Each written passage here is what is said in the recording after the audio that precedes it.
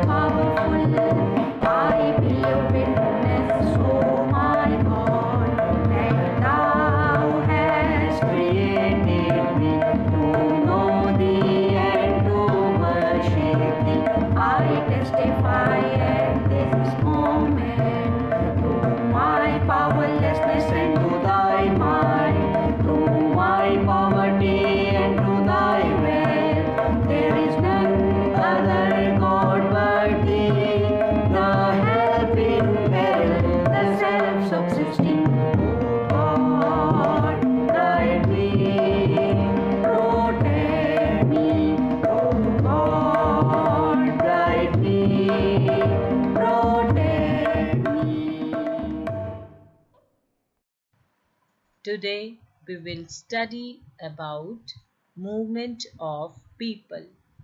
It is the first chapter of your EVS book. It is on page number 3. So open your page number 3 in your book. We will study in this chapter about migration, displacement. What are the reasons of migration? What are the reasons of displacement? And so many different terms. So are you ready to understand this chapter? Very good. Before starting our chapter, we will do warm-up exercise. It is on page number 3. Have you shifted from one place to another? Why did you have to shift?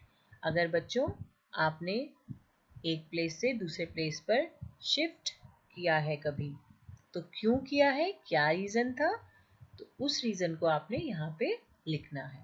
Okay Students, these are the new words of this chapter.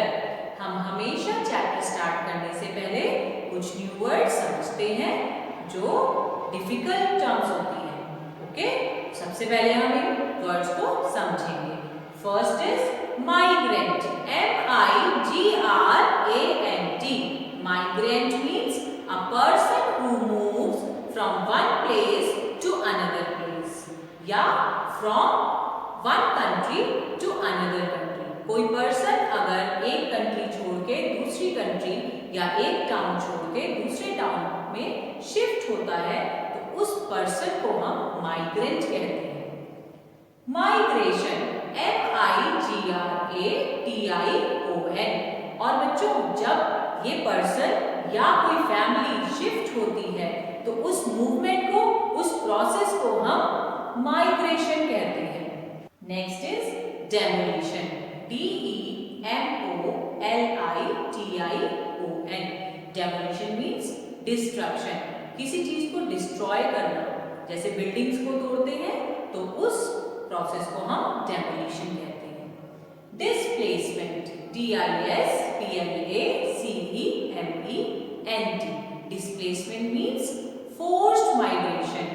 Forced migration means मैंने आपको बताया कि जब movement होती है किसी family की या शिफ्टिंग होती है किसी फैमिली की या पर्सन की, तो उस प्रोसेस को हम माइग्रेशन कहते हैं।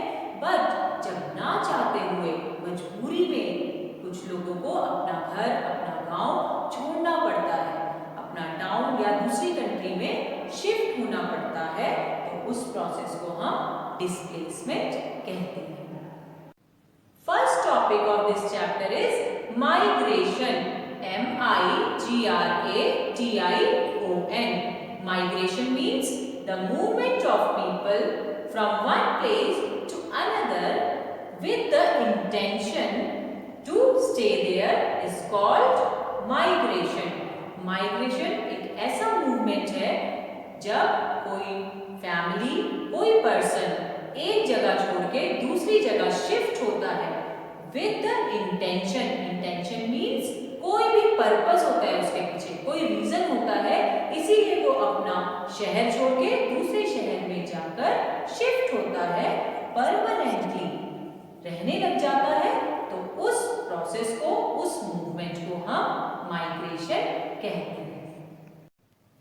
और बच्चों, जब कोई पर्सन दूसरी कंट्री में जाता है, हमारी कंट्री छोड़ के दूसरी कंट्री में शिफ्ट होता है, चाहे वो स्टडीज के लिए हो, चाहे कोई और रीजन हो, तो उस प्रोसेस को भी हम माइग्रेशन कहते हैं। Reasons of migration. Migration means movement of a person from one place to another. किस रीजन से वो मूव करते हैं बच्चे? ये रीजंस अब मैं आपको समझाऊंगी। First is for better education. अगर बच्चों किसी शहर में प्रॉपर एजुकेशन फैसिलिटी या हायर एजुकेशन फैसिलिटी नहीं है, तो भी हमें उस जगह को छोड़ के ऐसी जगह जाना पड़ता है जहाँ पर बेटर एजुकेशन होती है। तो ये भी एक रीजन क्या है? माइग्रेशन का।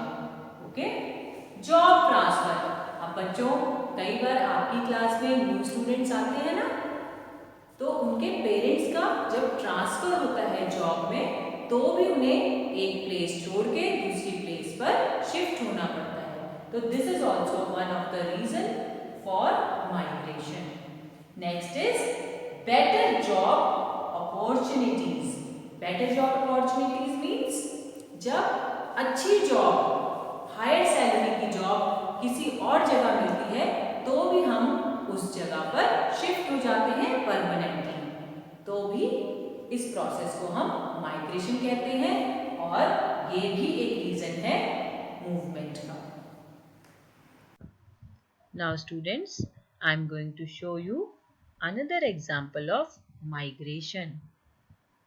बच्चे, not even human being but some migratory birds also migrate. कुछ birds भी move करती हैं, एक प्लेस से दूसरे प्लेस या एक कंट्री से दूसरी कंट्री तक फ्लाई करके जाती हैं और सेटल हो जाती हैं। Greater flamingo and Siberian crane are the examples of migratory birds. These birds travel from one place to another place for searching food or for better weather conditions. Siberian crane तो बच्चे Russia से fly करके India में आती हैं, है ना interesting बात। ये बेटर वेदर कंडीशंस के लिए आती है, तो ये भी बेस्ट एग्जांपल है माइग्रेटरी बर्ड्स का, greater flamingo and Siberian crane. Changes in the family structure. बच्चों, there are two types of family, nuclear family and joint family. आजकल जॉइंट फैमिली सिस्टम खत्म होता जा रहा है, न्यूक्लियर फैमिलीज को लोग ज्यादा अडॉप्ट कर रहे हैं। क्या क्या रीजंस हो सकते हैं बेटा उसके? क्यों जॉइंट फैमिली से लोग न्यूक्लियर फैमिली में कन्वर्ट हो रहे हैं? Because of industrialization. बच्चों, जॉइंट फैमिलीज में सारे फैमिली मेंबर्स मिलकर रहते हैं, दादा दादी, चाचा चाची, ओके, बुआ रहते हैं ना साथ में। बट जब इंडस्ट्रीज बन रही है बाहर की कंट्रीज में, बाहर के शहरों में, तो लोग क्या कर रहे हैं? नौकरी ढूंढने के लिए, for job searching, they are shifting from one place to another. वो अपनी फैमिलीज छोड़ के नई जगह जाके अपनी जॉब सर्च कर रहे हैं और नए प्लेस में शिफ्ट हो रहे हैं। Next is education and employment of women. आज बेटा वुमेन और मेन इक्वली माने जाते हैं। वुमेन भी हर फील्ड में हर तरह का काम कर रही है, तो उन्हें भी कहाँ जाना पड़ता है, दूसरी प्लेस पर शिफ्ट होना पड़ता है। आपके घर में भी देखा होगा आपने, बुआ या बड़ी सिस्टर हायर एजुकेशन के लिए या जॉब के लिए, एम्प्लॉयमेंट के लिए दूसरी जगह रहते हैं ना, हॉस्टल में रहते हैं या बाहर दूसरे शहरों में रहते हैं। तो ये भी एक रीजन है फैमिली स्ट्रक्चर के चेंज होने का। Next is marriage. मैरिज क्या क्यों रीजन है फैमिली स्ट्रक्चर के चेंज होने का? बिकॉज जब मैरिज होती है वन मेंबर या तो फैमिली से जाता है या फिर दूसरी जगह से एक मेंबर ऐड होता है हमारी फैमिली में। सपोज आपके चाचा की शादी है तो चाची आएगी, तो न्यू मेंबर जुड़ गया ना आपकी फैमिली में, तो फैमिली स्ट्रक्चर चेंज हुआ। ऐसे ही आपकी बुआ की शादी होती है या सिस्टर की मैरिज होती है तो भी फैमिली स्ट्रक्चर पर इफेक्ट पड़ता है। Now do you know part? It is on page number 3. Who is an emigrants and immigrants? People who settle permanently in another country are called emigrants. जो लोग अपना देश छोड़ के, अपनी कंट्री छोड़ के दूसरी कंट्री या दूसरे देश में परमानेंटली हमेशा के लिए सेटल हो जाते हैं, रहने लग जाते हैं, उन लोगों को हम एमिग्रेंट्स कहते हैं। And these people are called as immigrants in the country where they settle. और ये लोग जो दूसरे देश में जाते हैं, उस देश में, उस कंट्री में ये लोग इमिग्रेंट्स कहलाते हैं। इन दोनों टर्म्स को बच्चे हम एक एक्टिविटी से भी और अच्छे से समझेंगे। Students, this is a boy. His name is Rohan. He wants to study in abroad. और ये एरोप्लेन से कहाँ जा रहा है? जापान जा रहा है फॉर हायर स्टडीज। तो देखो ये जापान जाएगा एरोप्लेन से धीरे धीरे। ये देखो अब ये जापान पहुंच गया। अब जापान में जाके ये स्टडीज़ करेगा और वहीं सेटल हो जाएगा, हमेशा के लिए परमानेंटली वहीं रहेगा। तो जापान के लोग इसको इमिग्रेंट कहेंगे और हमारी कंट्री के लोग जो इंडिया से ये जापान गया है, इंडियंस इसको एमिग्रेंट कहेंगे। तो बच्चों अब क्लियर हुआ इस एक्टिविटी से कि एमिग्रेंट वो लोग होते हैं जो अपनी कंट्री छोड़ के दूसरी कंट्री में परमानेंटली सेटल हो जाते हैं। और जिस कंट्री में वो जाके सेटल होते हैं वहाँ वो क्या कहलाते हैं? इमिग्रेंट। ओके, तो Rohan will be known as immigrant in Japan और इंडिया में he will be known as emigrant. Okay? Now students, we will do reading part. Open your book and we will read page number 3.